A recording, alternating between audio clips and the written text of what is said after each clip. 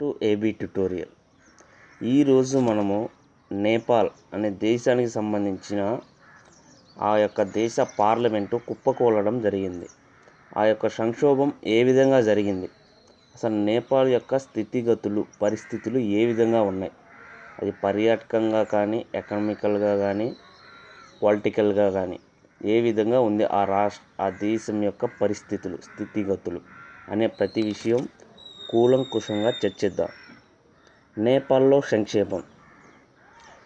ఇక నేపాల్ అనే దేశం ఇండియాకి ఉత్తర భాగంలో ఉంటుంది. దక్షిణాసియాలోని టిబెట్, చైనా, భారత్ సరిహద్దు మధ్యలో ఉంటుంది. జనాభా 2,92,292,45,00,000 పైగానే ఉంటుంది ప్రజెంట్. ఈ దేశం యొక్క రాజధాని కాఠ్మండు. భాష వచ్చేప్పటికి నేపాలీ. విస్తీర్ణం 1,47,181 చదరపు కిలోమీటర్లు. నేపాల్ దేశం యొక్క కరెన్సీ నేపాలీ రూపీ. ఈ యొక్క నేపాల్ అనే దేశం ప్రపంచంలోనే ఏకైక హిందూ దేశంగా పేర్కొంటారు. భారత్ నుంచి వెళ్ళే వారికి ఎటువంటి పాస్పోర్టు, వీసా, ఎలాంటి ముందస్తు అనుమతి లేకుండానే ఇండియా నుంచి వెళ్ళవచ్చు. ఇండియా సొంతంగా ఎలాంటి వ్యాపారాలు అయినా సరే చేయవచ్చు. నేపాల్లో ఆఫీసులు కొనుగోలు చేయవచ్చు. 80% పైగా హిందువులు ఉంటారు నేపాల్లో. మిగతా వారు బౌద్ధులు, క్రైస్తవులు ఇలా తక్కువ పర్సెంటేజ్లో కలరు.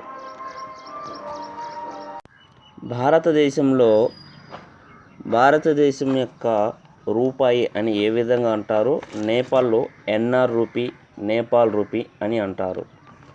డైరెక్ట్గా ఇండియన్ యొక్క రూపాయే ఇక్కడ చెల్లుతుంది. కాఠ్మండు కొండల మధ్య మైదానంలో కలదు. ఈ యొక్క నేపాల్ యొక్క రాజధాని అయినటువంటి కాఠ్మండు కొండల మధ్య భాగంలో మైదానంలో కలదు.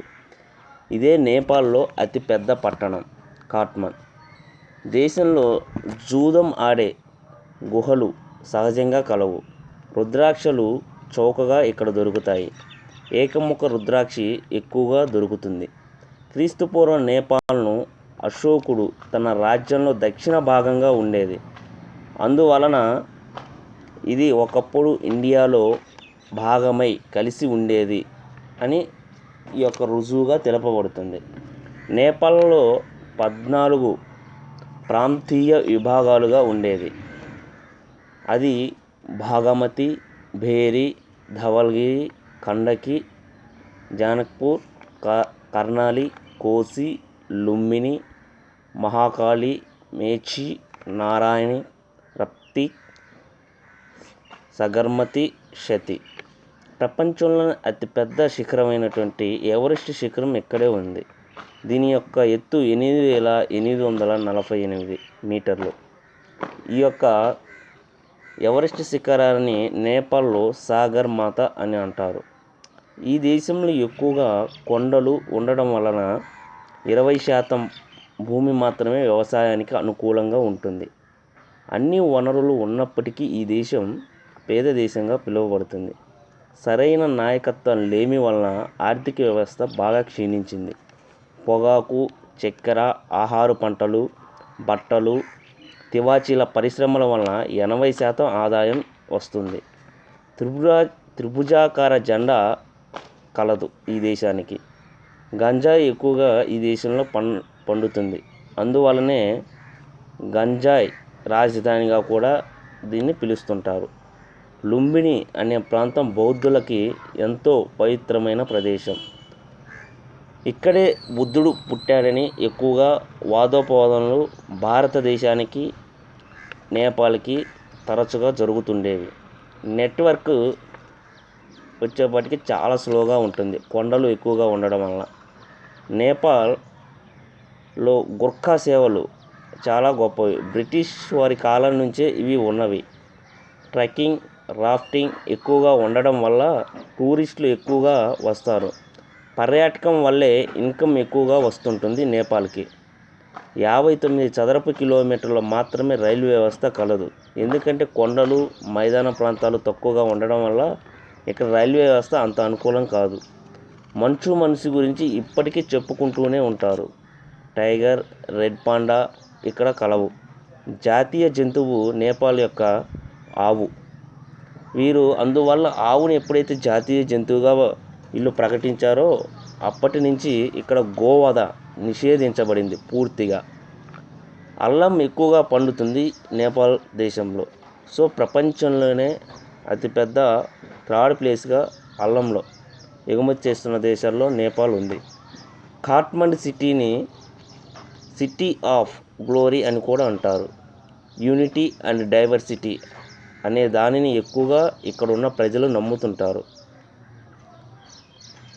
ఇక్కడ వచ్చేపాటికి కొండలు ఎక్కువగా ఉండడం వల్ల ఎయిర్పోర్ట్స్ చాలా తక్కువగా ఉంటాయి. అందులో ఒకవేళ ఎయిర్పోర్ట్ విమానయాన ప్రయాణం చేయాలన్నా ఖర్చు చాలా ఎక్కువ. ఇక్కడ ఉన్న ఇస్థిత్ ఎయిర్పోర్టు ప్రపంచంలో అతి భయంకరమైన ఎయిర్పోర్ట్గా చెప్పవచ్చు. గుర్ఖాస్ స్లోగన్ వచ్చేపాటికి ఇక్కడ ఎక్కువగా భారతదేశంలో ఇండియన్ ఆర్మీలో కూడా నేపాల్ యొక్క గూర్ఖాస్ను ఉపయోగించడం జరిగింది. ఈ గూర్ఖా వ్యవస్థ బ్రిటిష్ వారి కాలం నుంచే ఉన్నది. ఈ గూర్ఖాస్ యొక్క నినాదం ఏంటంటే, మనం కానీ భయపడితే చనిపోవడం కూడా వేస్టే అనే ఒక నినాదంతో చాలా ధైర్యవంతులు. అందుకే వీళ్ళు ఇండియన్ ఆర్మీలో కూడా ఎక్కువగా ఉండడం జరిగింది. ఇప్పటివరకు ఏ దేశానికి ఈ నేపాల్ అనేది బానిసగా లేదు. ప్రపంచంలోనే ఎక్కువ షేక్ హ్యాండ్ ఇచ్చుకున్న దేశం కూడా వీళ్ళ సంప్రదాయం షేక్ హ్యాండ్ ఇచ్చుకోవడం అనే సంప్రదాయం కూడా ఎక్కువగా నేపాల్లోనే అర్థమవుతుంటుంది మనందరికీ. ఇది ఇప్పటివరకు మనము నేపాల్కి సంబంధించిన బయోడేటా ఒక వ్యూగా చూసాం. అసలు నేపాల్లో అస్థిరత అంటే ప్రభుత్వం పడిపోవడానికి కారణాలు ఏంటి, ఏ విధమైన కారణాలు ఉన్నాయి, ఏ విధంగా ప్రభుత్వం పడిపోయింది అనే విషయాలు ఇప్పుడు చూద్దాం. నేపాల్ పార్లమెంటు రద్దు చేయాలన్నది పూర్తిగా ఆ దేశ వ్యక్తిగత అంశమని భారతదేశం వ్యాఖ్యానించింది. నేపాల్ రాజకీయ సంక్షోభంపై భారత్ నోరు విప్పడం ఇదే తొలిసారి. ఆ సంక్షోభం ఏమాత్రం వేలు పెట్టే ఉద్దేశం తమకు లేదని స్పష్టం చేయడం భారత ఉద్దేశం. కానీ నేపాల్ విపక్షాలు మాత్రం భారత్ను బలంగానే అనుమానిస్తున్నాయి. ప్రధాని కేపీ శర్మ ఓలీకి భారత్ లోపాయకారిగా సహకరిస్తున్నట్టు అనుమానిస్తున్నాయి. పార్లమెంటు రద్దు విషయంలో నేపాల్ అధ్యక్షురాలు విద్యాదేవి భండారి ప్రధాని కేపీ శర్మ ఓలీని మరోమారు గట్టిగా కాపాడుకొచ్చినట్టే. తాత్కాలిక ప్రధాని హోదాలో ఆయన కనీసం 6 నెలలు చక్రం తిప్పబోతున్నారు. నవంబర్లో జరగబోయే ఎన్నికలకు సమాయత్తం కావడం మిగతా పక్షాల కంటే ఆయనకు అదనపు ప్రయోజనాలు ఖచ్చితంగా దక్కుతాయి. రాష్ట్రపతి నిర్ణయంపై అక్కడ విపక్షాలు తాడెత్తు మండిపడుతున్నాయి. పైగా మాజీ ప్రధాని షేర్ బహదూర్ దూబా నేతృత్వంలోని ప్రధాన ప్రతిపక్షమైన నేపాలీ కాంగ్రెస్ను బలపరీక్షకు ఆహ్వానించకుండా అధ్యక్షురాలు సభను రద్దు చేయడం ఓలీ వ్యతిరేకుల్లో మరింత అసహనాన్ని పెంచింది. అధికారంలోకి రావాలన్న విపక్ష కూటమి యత్నాలకు మధేసి ఎంపీలు సహకరించకపోవడంతో విపక్షానికి తగిన సంఖ్యాబలం లేని అధ్యక్షురాలు తేల్చేశారు. దూబా నాయకత్వంలోని సంకీర్ణ కూటమి దూరంగా ఉండాలన్నదే మధేసి నాయకుడు మహంత్ ఠాకూర్ నిర్ణయం వెనుక భారత ఒత్తిళ్లు పనిచేశాయని విపక్ష నాయకుల ఆరోపణ. నేపాల్లో గత కొద్ది నెలలుగా నెలకొన్న రాజకీయ అస్థిరత చివరకు కరోనా కష్టకాలంలో దేశం ఎన్నికలకు పోవాల్సిన ఆగత్యాన్ని కలిగించింది. నేపాల్ కమ్యూనిస్టు పార్టీలో ఇద్దరు యోధుల మధ్య సాగుతున్న యుద్ధం అనేక మలుపులకు తిరుగుతున్నది.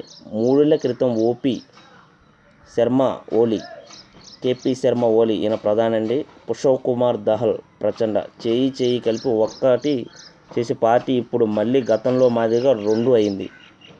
అధికారాలను సమానంగా పంచుకుందామని ప్రచండకు హామీ ఇచ్చిన ఓలీ ప్రధాని అయిన తర్వాత అధికారాలు చలాయిస్తూ సమస్త నిర్ణయాలు ఏకపక్షంగా తీసుకుంటూ ప్రచండను అవమానాలకు ఆగ్రహానికి గురిచేసిన విషయం తెలిసిందే.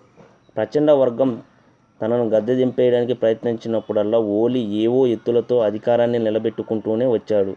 చివరకు ప్రధానిగా తాను తప్పుకోవాల్సిన పరిస్థితులు ఏర్పడినప్పుడు అధికారాన్ని ప్రచండకు దక్కనీయకుండా చేయడానికి గత ఏడాది డిసెంబర్లో పార్లమెంటు రద్దుకు సిఫార్సు చేసి రాష్ట్రపతితో ఆమోద ముద్ర వేయించుకున్నారు. ఈ నిర్ణయం మీద విపక్షాలు దేశ సర్వోన్నత న్యాయస్థానాన్ని ఆశ్రయించడంతో రద్దు నిర్ణయం రాజ్యాంగ వ్యతిరేకమని, చెల్లదని కోర్టు తీర్పు చెప్పింది. ఫిబ్రవరిలో పార్లమెంటును తిరిగి ప్రతిష్ఠించిన బలాబలాలు, గొడవలు, కుట్రలు కొనసాగుతూనే ఉన్నాయి. నేపాల్ సుప్రీంకోర్టు కేవలం 5 నెలల్లోనే మరోమారు రాష్ట్రపతి చేసిన దిగువ సభ రద్దు నిర్ణయంపై రేపటి నుంచి వాదనలు వినబోతున్నది. విపక్ష నాయకులు, ప్రజాస్వామ్యవాదులు దాఖలు చేసిన దాదాపు 30 పిటిషన్లు న్యాయమూర్తుల ముందు ఉన్నాయి. మే 10న జరిగిన బల పరీక్షలో ఓడిపోయినప్పటికీ అధ్యక్షురాలి అండదండలు ఉండడంతో తాత్కాలిక ప్రధానిగా కేపీ శర్మ ఓలీ కొనసాగగలిగారు. ఇప్పుడు ఆయన సూచనల మేరకే మళ్లీ దిగువ సభ రద్దుకు, ఎన్నికల నిర్వహణకు రాష్ట్రపతి నిర్ణయించడం విపక్షాలకు ఆగ్రహం కలిగించింది. ఓలీకి బల నిరూపణ అవకాశం ఇచ్చినట్టే 149 మద్దతు ఉన్నదని అంటున్న షేర్ బహదూర్ దూబాకు కూడా అవకాశం ఇవ్వాలి కదా అన్నది న్యాయ నిపుణుల ప్రశ్న. విశ్వాస పరీక్షలో ఓడిపోయిన ఓలీని మెజారిటీ పార్టీ నాయకులు పేరిట 3 రోజుల్లోనే ప్రధానిగా తిరిగి కూర్చోబెట్టి ఆయన్ను మేలు చేకూర్చే లక్ష్యంతో మరో వారం ఇలా సభ రద్దుకు, ఎన్నికలకు రాష్ట్రపతి నిర్ణయించిన ఖచ్చితంగా సర్వోన్నత న్యాయస్థానంలో వీగిపోతుందని నిపుణుల అంచనా. దశాబ్దాల పాటు హింస చవిచూసి ఎంతో కష్టపడి ప్రజాస్వామ్యం వైపు అడుగులు వేసిన నేపాల్ సుదీర్ఘ రాజకీయ అస్థిరతలో కొట్టుకు మిట్టాడడం విషాదకరం.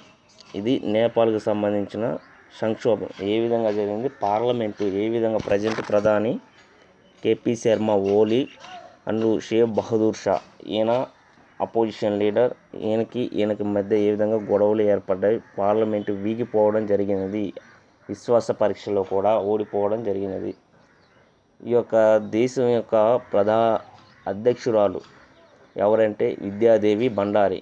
ఈమె సపోర్టు వల్లే గవర్నమెంటు ప్రస్తుతం ఇంకో 6 నెలలు ప్రస్తుతం ఉన్న కేపీ శర్మ ఓలీ ప్రధానిగా కొనసాగడానికి అవకాశాలు ఉన్నాయి అనే ఆరోపణలు ప్రతిపక్షాలు ఆరోపించడం, వీటన్నిటి వెనుక కుట్ర జరిగింది అనడం, దీనివల్ల నేపాల్లో సంక్షోభం ఏర్పడడం, పార్లమెంటు పడిపోవడం, దిగువ సభను రద్దు చేయడం, ఇవన్నీ చకచకా జరిగిపోయాయి. ఇది మన దేశం ఉన్న పొరుగున దేశం నేపాల్ గురించి ఒక చిన్న ఎస్సే లాంటిది. సంక్షోభంలో కొట్టుమిట్టాడుతుండడంతో దాని గురించి నేపాల్ సంక్షోభం అనే టైటిల్తో ఒక చిన్న ఎస్సే చేయడం జరిగింది. నేపాల్ యొక్క స్థితిగతులు, దాని యొక్క దేశ స్వరూపం ఏ విధంగా ఉన్నది, జనాభా పరంగా, ఆర్థిక పరంగా, పొలిటికల్ పరంగా అనే విషయాన్ని చూడడం జరిగింది. ఈ వీడియో మీకు నచ్చినట్లయితే లైక్ చేయండి, షేర్ చేయండి, సబ్స్క్రైబ్ చేయండి. Thank you.